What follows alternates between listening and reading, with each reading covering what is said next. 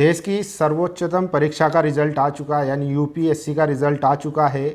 उसमें भक्तजनों के लिए बुरी खबर है, और जो सच्चे देशभक्त हैं, जो भारतवासी हैं, जो सेकुलरिज्म में और मानवता में विश्वास करते हैं, उनके लिए अच्छी खबर है। यूपीएससी में टोटल 45 यानी कि 45 मुस्लिम अभ्यर्थियों ने सफलता प्राप्त की है, जिसमें से 30 जामिया मिल्लिया इस्लामिया और 7 जामिया हमदर्द के हैं। दोस्तों, ये वही जामिया है जिसे बीजेपी के नेता और भक्त कहते हैं कि ये देशद्रोही अड्डा है, यहाँ से आतंकवादी निकलते हैं। दोस्तों, आपको याद होगा जामिया का जो अहम रोल रहा है, चाहे वो आज़ादी से पहले हो या उसके बाद से, जामिया से बड़े बड़े लोग निकले हैं जिन्होंने भारत की देश विदेशों में जाके खिदमत दी है और नाम रोशन किया है। उसमें शाहरुख खान हो, चाहे किरण राव हो, बड़े बड़े पत्रकार और बड़े बड़े सेलिब्रिटी जामिया से निकले हैं। दोस्तों, ये वही जामिया है जो सीए एनआरसी मूवमेंट को लेकर जिसने सड़कों पर आंदोलन किया और सीए को लगातार उसका बायकॉट करते रहे, प्रोटेस्ट करते रहे, और हर जगह पूरे भारत में संविधान को बचाने की खातिर पूरे भारत में शाहीन बाग बना दिए। दोस्तों, आज बीजेपी और भक्तों को बड़ी मिर्ची लगी होगी, क्योंकि यहीं से जो आज टॉप मोस्ट सर्विस में अपनी खिदमत अंजाम देंगे, जो आईएएस बनेंगे, आईपीएस बनेंगे, और भक्त देखते रह जाएंगे। दोस्तों, मेहनत बोलती है, और आप चाहे कहीं भी हो, आपका काम बोलता है। बीजेपी और उसके नेता लगातार लालछन लगाते रहे हैं, चाहे वो अलीगढ़ हो, चाहे जामिया हो, चाहे जेएनयू हो, चाहे डीयू हो, जहाँ से भी स्टूडेंट ने सामाजिक मुद्दों पर और न्याय के लिए अपनी आवाज़ उठाई है, उनको इसी तरीके से बदनाम किया गया है। लेकिन इन छात्रों ने बता दिया कि किस तरीके से उनका काम बोलता है, और जो बीजेपी हैं और भक्त हैं, वो लगातार चाहे जितने भी लालछन लगा दे, लेकिन हम अपने भारत के लिए, अपनी भारत के लिए और उसके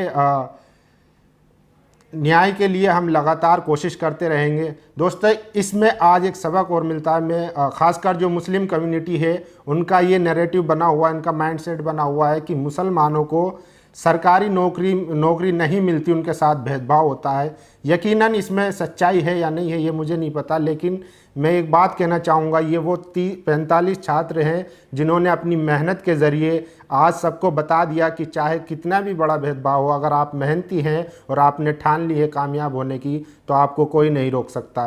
दोस्तों, अल्लामा इकबाल का एक शेर है, खुद ही को कर बुलंद इतना कि खुदा खुद बंदे की किस्मत लिखने से पहले पूछे बता तेरी रज़ा क्या है। तो मेहनत इतनी करो कि लोग देखते रह जाए और आपको ये कहने का मौका ना मिले कि हमारे साथ भेदभाव हुआ है।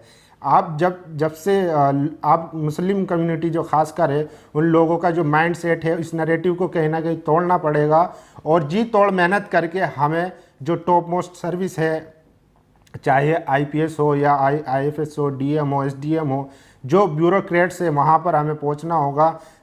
मुस्लिम, दलित, एससी, एसटी, ओबीसी, माइनॉरिटी, इन लोगों की जब तक वहाँ पर भागीदारी नहीं होगी, तब तक भारत में इंसाफ या न्याय की जो यूपीएससी का रिज़ल्ट आया है उसमें दिखा दिया है कि किस तरीके से माइनॉरिटी अब थोड़ा बहुत एजुकेशन की तरफ आने लगे हैं, और उसके बाद जो एससी, एसटी, ओबीसी हैं वो लगातार मेहनत कर रहे हैं, जी तोड़ मेहनत कर रहे हैं, और कहीं ना कहीं वो अपनी जो भागीदारी है उसको सुनिश्चित करते जा रहे हैं। दोस्तों, इसमें बहुत बड़ा एक पैगाम है कि डॉक्टर अंबेडकर ने कहा था कि शिक्षा शेरनी का दूध है, जो पिएगा वो दहाड़ेगा।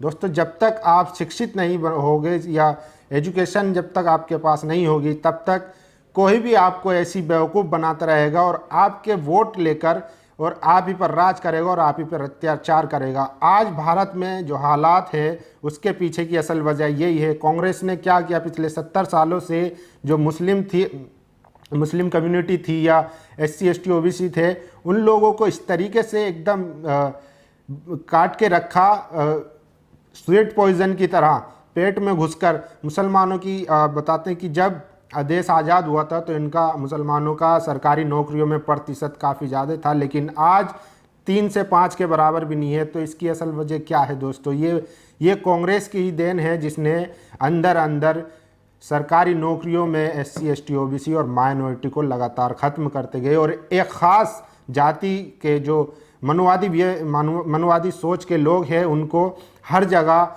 उनको फिट करते गए और आज उसी का नतीजा है कि चाहे वो एसडीएम हो, डीएम हो या कमिश्नर हो या मीडिया में हो, कोई भी हो, सब एक ही तरह की बोली बोल रहे हैं। तो ये कोई अचानक से नहीं हुआ, ये लगातार जो पिछले 70 सालों की मेहनत है उसमें कांग्रेस पे स्पेस थी, बीजेपी तो खुले तौर पे थी, लेकिन कांग्रेस लगातार कोशिश कर रही थी। अब तो सबके सामने खुल के आ चुका है कि किस तरीके से हर जगह कांग्रेस बाबरी मस्जिद का क्रेडिट ले रही है। हालांकि वो फर्जी सेकुलरिज्म का ढोंग रचती रही है और अब भी रचेगी आगे भी, लेकिन हमें सोचना है कि असल में हमारे लिए क्या ज़रूरी है और कौन हमारे साथ खड़ा है। ज़रूरी नहीं है जो सत्ता के खिलाफ हो वो तुम्हारे साथ हो या मुसलमानों के साथ हो या SC ST OBC माइनॉरिटी के साथ हो। ये विचारधारा जो है दरअसल ये बात समझने वाली है, जो आज अचानक से इतना बड़ा सेकुलरिज्म को खतरा हो गया या जिस तरीके से आज हुआ है पिछले कई दिनों से, वो समझने वाली बात है कि लोग कहते हैं कि अब भारत में संविधान ख़त्म हो गया, सेकुलरिज्म ख़त्म हो गया, डेमोक्रेसी नहीं बची। तो ये अचानक नहीं हुआ। असल में जो बड़े बड़े पदों पर बैठे हों, लेके हायर कोर्ट से लोअर कोर्ट तक, और बड़े बड़े अधिकारी जो हैं, जो ब्यूरोक्रेट्स हैं, क्या लगता है वो आपको कि मोदी जी ने या बीजेपी RSS ने उनको ख़रीद लिया? नहीं, उनकी वैचारिक सहमति है। जो RSS की विचारधारा है वही उनकी विचारधारा है। तभी आप देखते हैं कि बड़े बड़े टीवी चैनलों पर एक ही तरह की डिबेट होती है और एंकर भी वही बोलता है जो RSS बीजेपी का प्रवक्ता बोलता है, लगातार उसका साथ देता दिखता है। तो ये अचानक से नहीं हुआ, ये इनकी लगातार सहमति है। और आखिर में ये है कि जो SC ST OBC और माइनॉरिटी है, उनको जब तक शिक्षा हासिल नहीं करेंगे तब तक उनके साथ न्याय नहीं हो सकता। न्याय वही कर सकता है जिसके पास ताकत होगी, और ताकत उसी के पास होगी जो पढ़ेगा, लिखेगा और राजनीति में हिस्सेदारी लेगा और जागरूक रहेगा। तो दोस्तों, ये वीडियो आपको कैसी लगी? अपनी राय ज़रूर दें। और आपकी इस मुद्दे पे क्या राय है कि क्या इसी तरीके से, जो खासकर मुस्लिमों में एक धारणा है कि हमें सरकारी नौकरी नहीं मिलती है, उससे आप कितना सहमत है? अगर मेहनत करे तो उसको कोई भी चीज़ नहीं रोक सकती।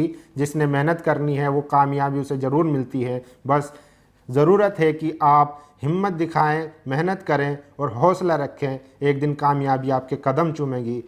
आपको हमारी वीडियो कैसी लगी? अपनी राय ज़रूर दीजिए। धन्यवाद। नेशनल दस्तक की आपसे गुजारिश है कि अगर इसको बचाना चाहते हैं तो नेशनल दस्तक को सब्सक्राइब करने के लिए रेड कलर के सब्सक्राइब बटन को दबाएं, फिर बेल आइकन की घंटी दबाएं। नेशनल दस्तक को बचाने के लिए बहुत जरूरी है कि हर खबर को शेयर करें, लाइक करें, कमेंट जरूर करें।